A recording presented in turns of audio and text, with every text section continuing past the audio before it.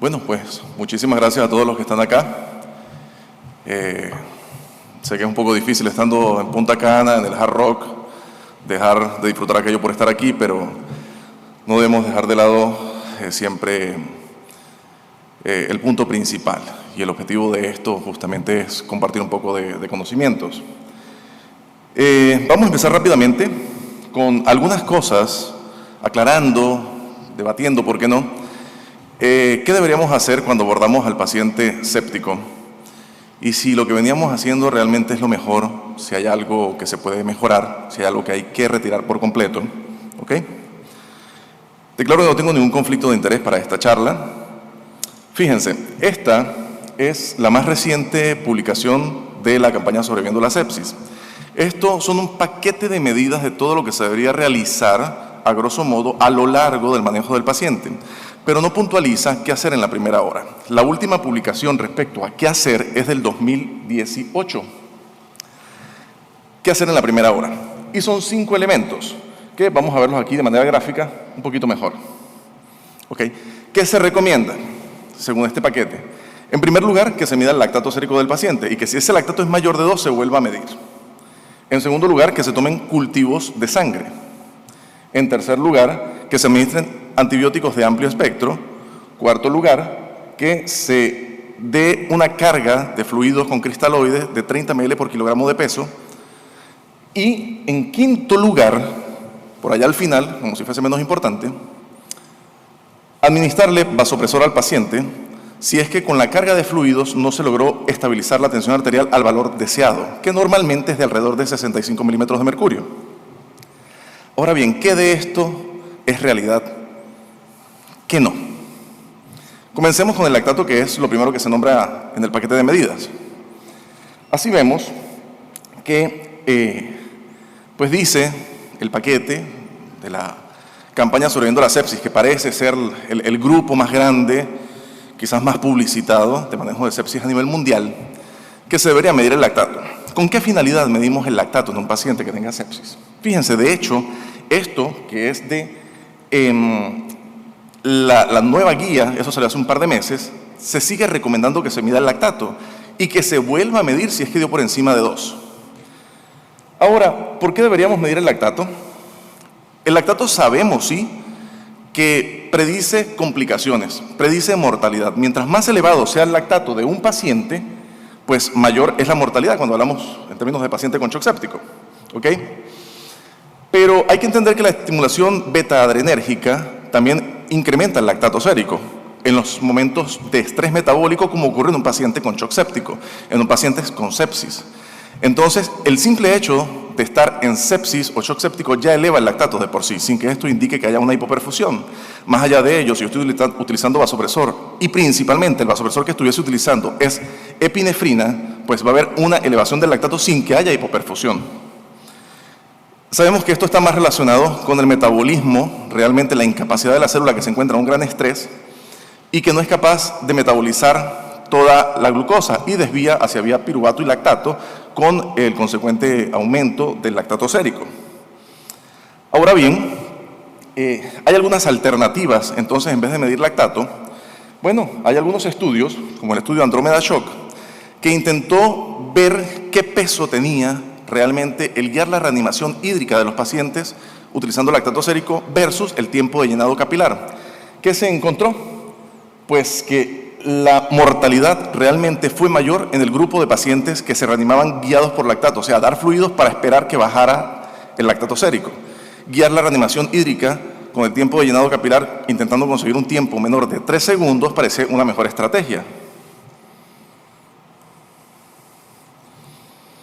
Ahora bien, esto, pues bueno, es ustedes saben, un paciente hipoperfundido, esto es un paciente de nuestra sala, en shock séptico, que tiene una hipoperfusión marcada. Desde luego, esto es una de las ventanas que tenemos que utilizar para guiarnos en cómo está afectado el paciente a nivel microcirculatorio. Y así hay un estudio post-hoc del mismo estudio Andrómeda Shock que buscó ver en cuestiones de tiempo qué era mejor, si realmente reanimar al paciente con tiempo de llenado capilar o con lactato sérico. ¿Qué se encontró? Fíjense. Hubo un brazo del estudio, a todos estos pacientes se les aplicaron criterios de sepsis 3. Dos brazos de estudio, uno, reanimación con lactato, y otro, reanimación con tiempo de llenado capilar. Llama la atención que en el grupo de tiempo de llenado capilar, pues se les dio al paciente fluidos, el que fuese necesario, hasta lograr que el tiempo de llenado capilar fuese igual o menor a 3 segundos. Por el otro brazo, se guiaron por lactato. ¿Qué pasó? Hubo pacientes que alcanzaron un tiempo de llenado capilar normal, pero el lactato seguía elevado en una buena parte de los pacientes. ¿Qué se hacía? Que a pesar entonces de que el paciente tenía el tiempo de llenado normal, se le seguía dando fluidos y dando fluidos con la intención de, de bajar el lactato, cuando el lactato no me dice realmente que hay un sufrimiento celular. Desde luego, esos pacientes tuvieron mayor mortalidad, tuvieron necesidad de mayores dosis de líquido y peores desenlaces a los 28 días. Ahora, lo importante aquí es la correcta técnica al momento de realizar la medición del llenado capilar. Esta es la técnica descrita en el estudio Andrómeda Shock, de ser posible que fuese con una lámina portaobjetos, algo que se pueda ver que el lecho esté palideciendo por completo, hacer una compresión de 10 a 15 segundos, levantarla bruscamente y tomar el tiempo de manera cronometrada, realmente, un teléfono, un reloj, para ver cuántos segundos toma en recuperar la coloración previa a la maniobra. Es importante que no se esté comprimiendo mucho el dedo por los lados para no interferir con el llenado capilar desde antes del lugar donde estoy realizando la compresión. Así, incluso si alguien quisiera decir, no, pero es que yo quiero saber cuánto tiene de lactato ese paciente y quizás estoy en una situación de recursos limitados o no puedo darme el lujo de perder tiempo a que tomen la muestra, la lleven al laboratorio, que no aparece el camillero, que el del laboratorio no reporta el resultado. Pues bueno, hay cierta relación entre esta escala, que es la escala de Motley Score, con respecto a niveles séricos de lactato. Y así, esta escala, que lo que busca es el tamaño de la coloración violácea desde la rótula hacia la periferia, y mientras más morado esté, como en este caso, pues mayor es la mortalidad. Si eso llega hasta la región inguinal, hacia el tobillo, peor le va al paciente. Y eso tiene una relación directa con niveles de lactato sérico.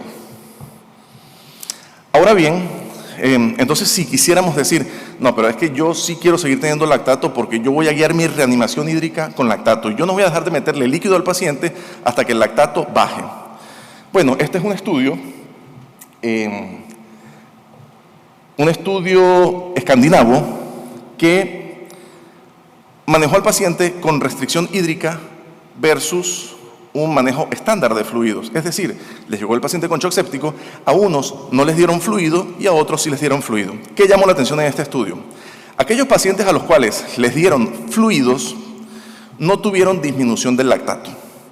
Pero más llamativo, aquellos a los cuales les restringieron los fluidos no experimentaron aumento del lactato. Por lo tanto, utilizar lactato para reanimar al paciente no es una estrategia en lo absoluto.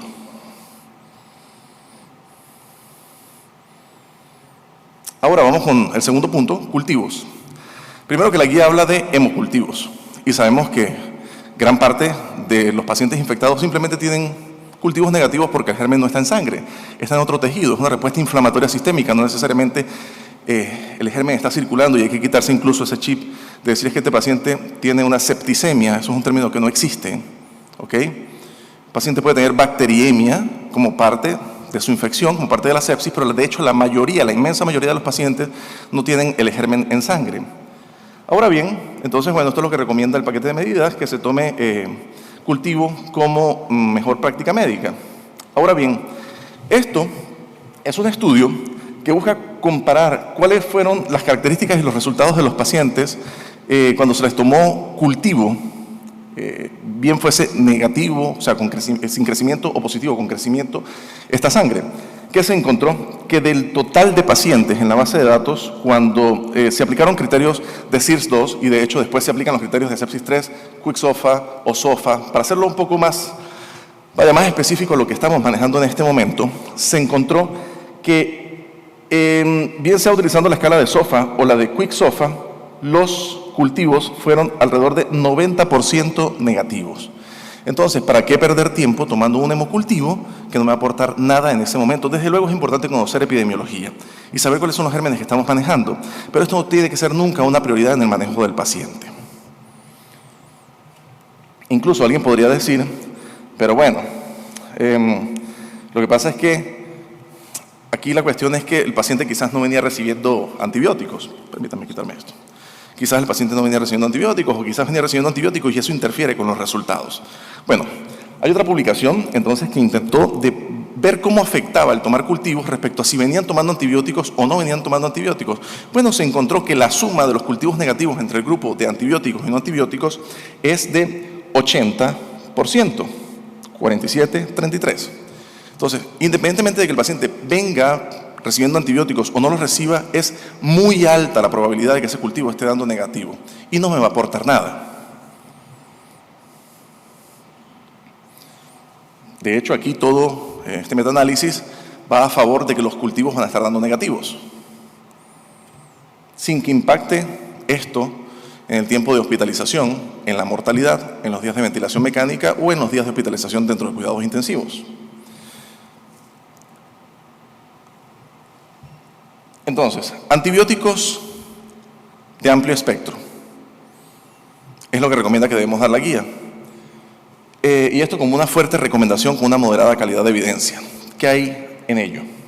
Bueno, estamos acostumbrados a ver este tipo de imágenes, como la de la Global Sepsis Alliance, que nos dice que, de hecho, el diagnosticar a un paciente de séptico en el primer momento de un personal capacitado ya le da alrededor de un 18% de mortalidad y que por cada hora que se retrasa la administración de antimicrobianos, esa mortalidad está aumentando entre un 7 a un 9%.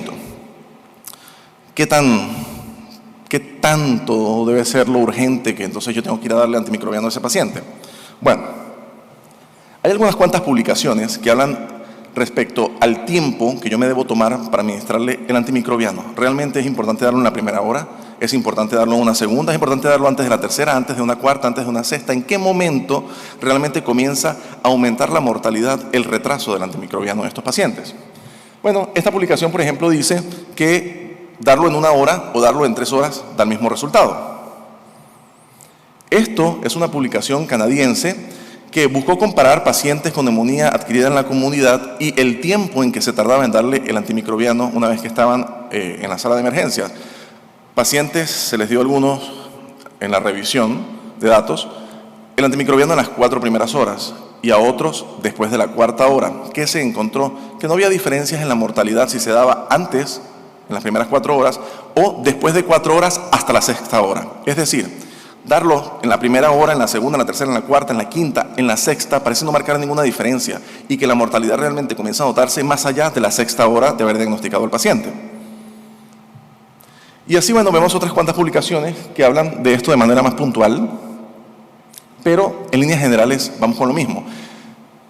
El número 3 aquí, de 3 horas, parece ser como que mágico y hay cierto acuerdo en que la 3ª hora pues parece marcar más impacto, incluso en la mortalidad al cabo de un año. Entonces, tal vez un abordaje del antimicrobiano en las 3 primeras horas es más racional que desesperarse por darlo en la primera hora. Y así, de hecho, lo recomienda entonces la nueva guía de la campaña Sobreviviendo la Sepsis. Y aquí tenemos que verificar algo. ¿Qué recomiendan ellos? Si el paciente tiene sepsis confirmada o altamente probable, hay que ver si el paciente está en shock o no está en shock. La guía recomienda que en este punto, pues simplemente da igual. Pero si usted considera que el paciente tiene sepsis, está en shock séptico, tiene que darle antimicrobiano de entrada. Ahora, si es posible, puede ser que ese paciente tenga sepsis, pero hay quizás otro diagnóstico que está ahí y yo digo es que todavía no sé si es sepsis. También parece que puede ser una pancreatitis. Entonces, bueno, tómese su tiempo, tan rápido como sea posible, e intente llegar al diagnóstico certero. Si pasadas 3 horas de la investigación para llegar a un diagnóstico definitivo de ese paciente, todavía yo no puedo descartar por completo que ese paciente está infectado, entonces inicie el uso de antimicrobianos. Lo que sí es importante es, una vez que yo indico el antimicrobiano, no perder tiempo y que se indique realmente, que quede escrito y sumamente importante verificar que este antimicrobiano sea administrado. Porque pasa muchas veces, yo le pregunto al residente, ¿le indicaste antibiótico? Sí, que le pusiste tal cosa. Ok, perfecto. ¿Ya se lo pasaron? No sé, doctor. Y eso fue hace 8 horas. Y cuando vamos a ver, resulta que lamentablemente el médico no le había dicho nada a la enfermera, o la enfermera se lo olvidó, no lo vio, y simplemente no recibió el antimicrobiano. No solamente, tampoco es el hecho de montarlo y listo. Hay que ir y ver que eso haya pasado. Porque a veces sucede que entonces le colocan el antibiótico y pasan 4 horas y a alguien se le ocurrió cerrar la infusión y no recibió el antibiótico al paciente. Y eso es igual a nada. Otra cosa importante es saber que la sepsis no es producida solamente por bacterias, también se produce por virus, por hongos, por algunos parásitos, y hay que conocer la epidemiología de cada lugar. Hay lugares donde endémicamente lo más probable es que el paciente desarrolle shock séptico por un virus o por una micobacteria. Entonces hay que saber en qué lugar nos encontramos, porque todos no llevan antibióticos, pero quizás todos puedan llevar algo que mate algún bicho de los que tiene. ¿Okay? Y siempre que se pueda, pues hay que tratarlo. Así, de hecho, las nuevas guías recomiendan que si hay sospecha de infección micótica y el paciente tiene factores de riesgo, los invito a leerse la guía porque la guía tiene un largo listado de factores de riesgo. Si el paciente tiene factores de riesgo para infecciones micóticas, pues entonces hay que dar antimicóticos de inicio y quizás no antibióticos. ¿Deberíamos dar realmente antibióticos de amplio espectro? A mí los muchachos, a veces los residentes me preguntan, Doc, ¿cuál es el mejor antibiótico para tratar la sepsis? Creo cualquiera. Todo está en saber dónde está la infección, cuál es la condición del paciente, qué penetración tiene ese tejido del antibiótico, qué dosis le vas a dar, lo vas a infundir, le vas a dar. Ese antibiótico es dependiente de dosis, es dependiente de tiempo, de concentración. Entonces hay que saber eso. Pero cualquier antibiótico, me dicen, es que yo trato alguna sepsis con meropenem. Sí, yo también, y con colistina y con teicoplanina. Y algunos otros los trato con metronidazol.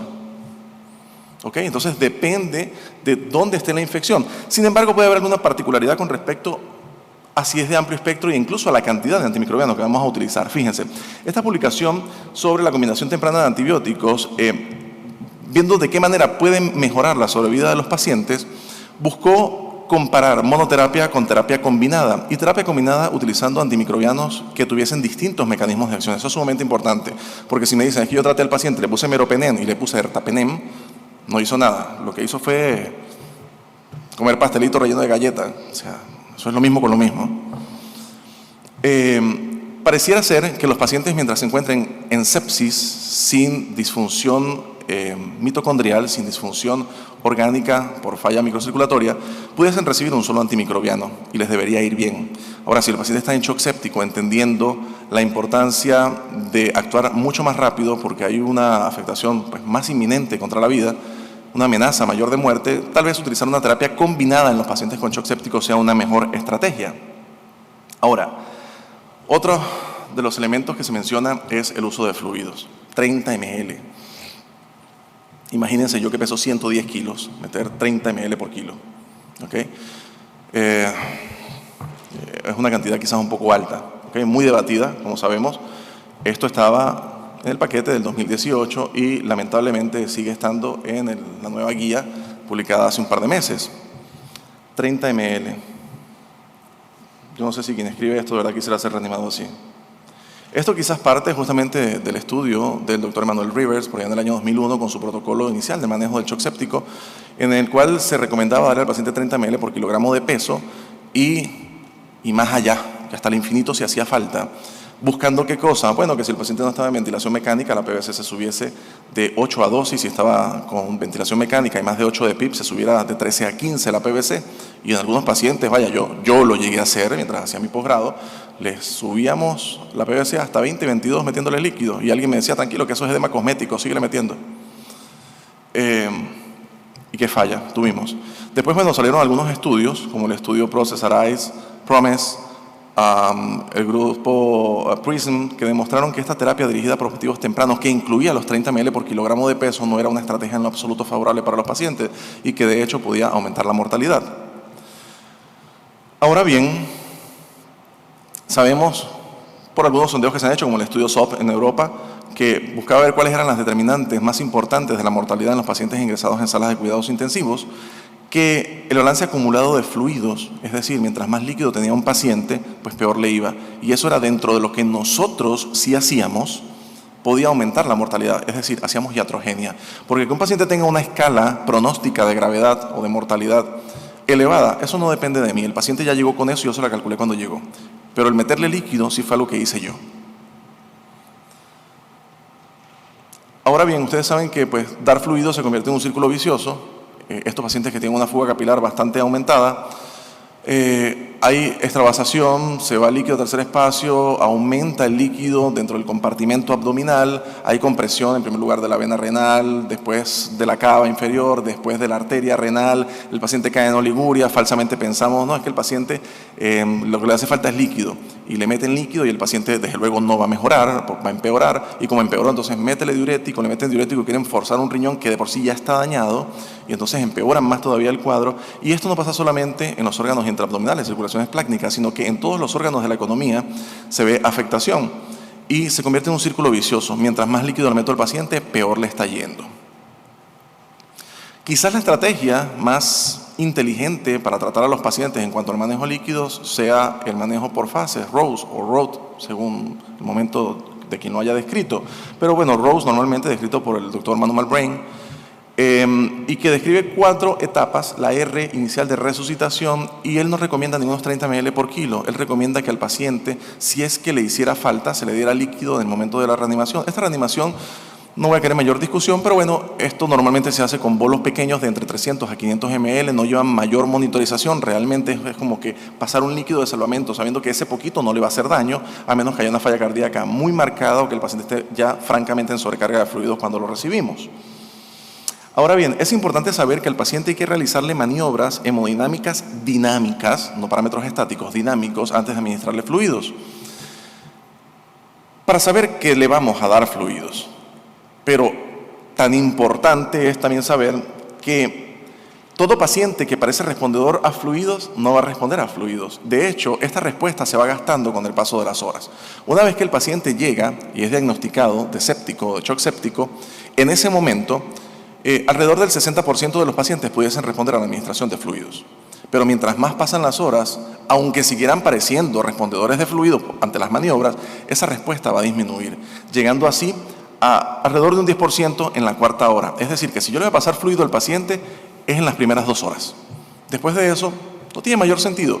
Bueno, quizás como parte de la optimización, de la fase de optimización, que es donde tengo que hacer maniobras mucho más avanzaditas, más minuciosas, para determinar, como a veces me dicen mis residentes, doctor, pero usted sí es exquisito, le está pasando 50 ml al paciente para ver si responde a fluido. Le digo, no, le podemos medir flujo cerebral con 10 ml. Y me pongo más exquisito todavía. Pero es que hay pacientes que sí, que 50 ml le marcan tremenda diferencia.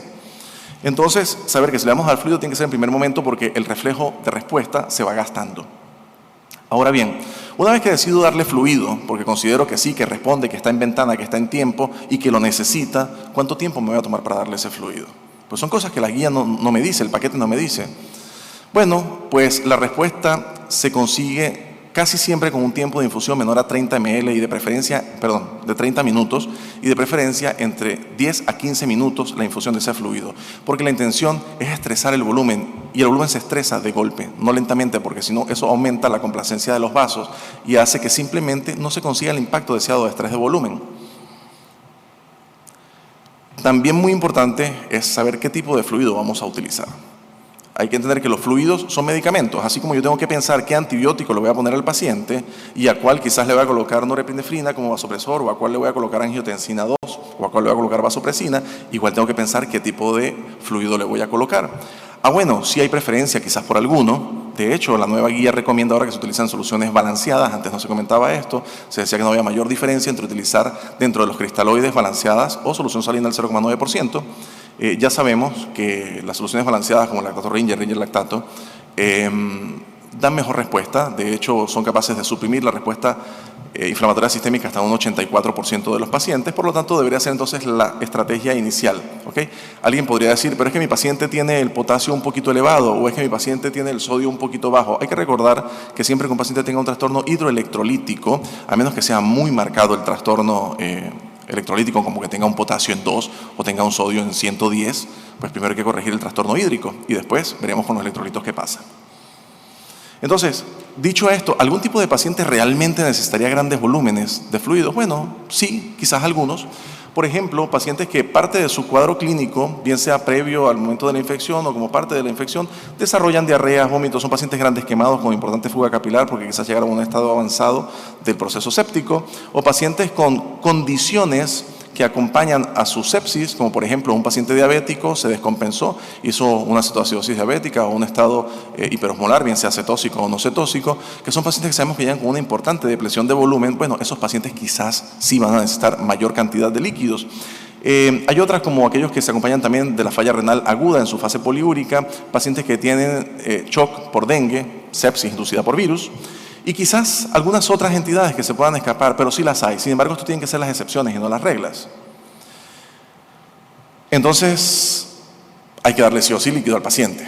Pues no. De hecho, yo soy mucho más del otro lado de restringir el fluido. ¿Okay? En mi sala muy poco se le da fluido a los pacientes y tenemos excelentes números en el manejo de estos pacientes.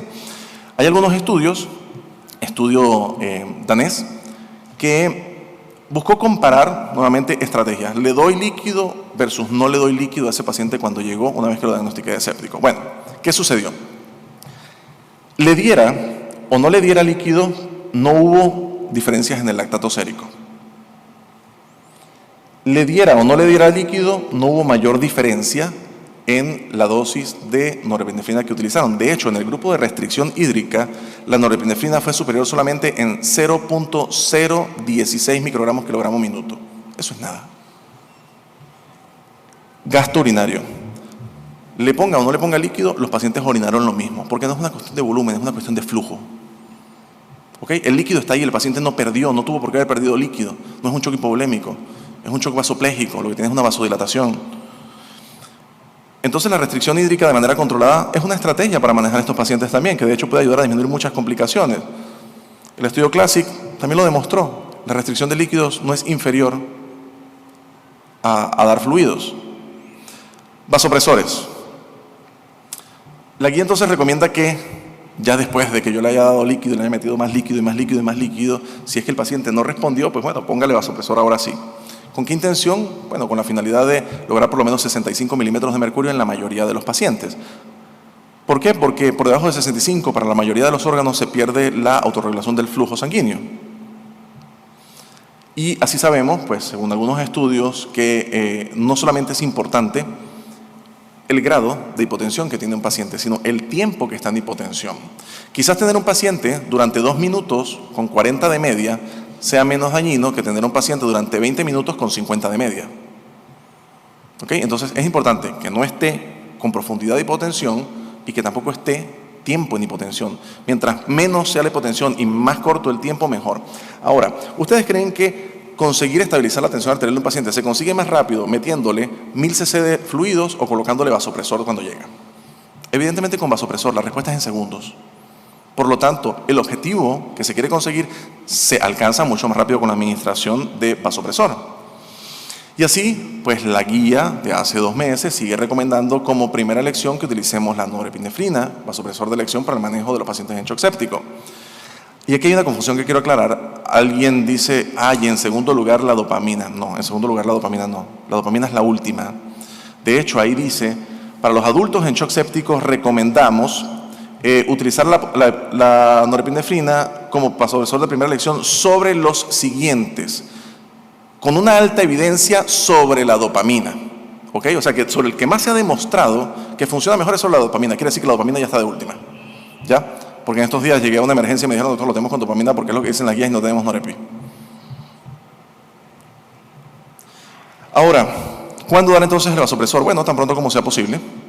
Está demostrado que mientras más se tarde en dar el vasopresor, peor le va al paciente. Necesita más fluidos y mayor la mortalidad. Pero además, si es que alguien quisiera ponerle fluido al paciente porque considera que lo lleva,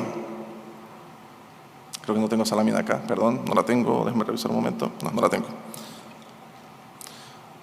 Hay una publicación que salió hace un par de semanas que habla sobre la presión media de llenado sistémico y que justamente el paciente va a responder mejor a la administración de fluido. Aquel que necesitara el fluido, si primero yo le pongo el vasopresor. No consigo el mismo resultado colocando, por decir, 500 ml de fluido y después colocarle vasopresor. Quizás eso me suba la tensión arterial media a 60 durante 10 minutos, por poner un ejemplo. Pero si yo le pongo el vasopresor a esa misma dosis que tuve que utilizar y le pongo los 500 ml, pero primero el vasopresor, quizás consigo una tensión arterial media ya de 68 y durante 2 horas. ¿Okay? Entonces, primero darle el vasopresor y después administrar el fluido.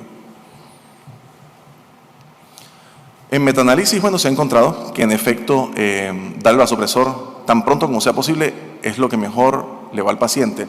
Es más, si uno tiene que definir en orden qué tengo que darle al paciente primero en shock séptico, indiscutiblemente el vasopresor es el primero que hay que darle.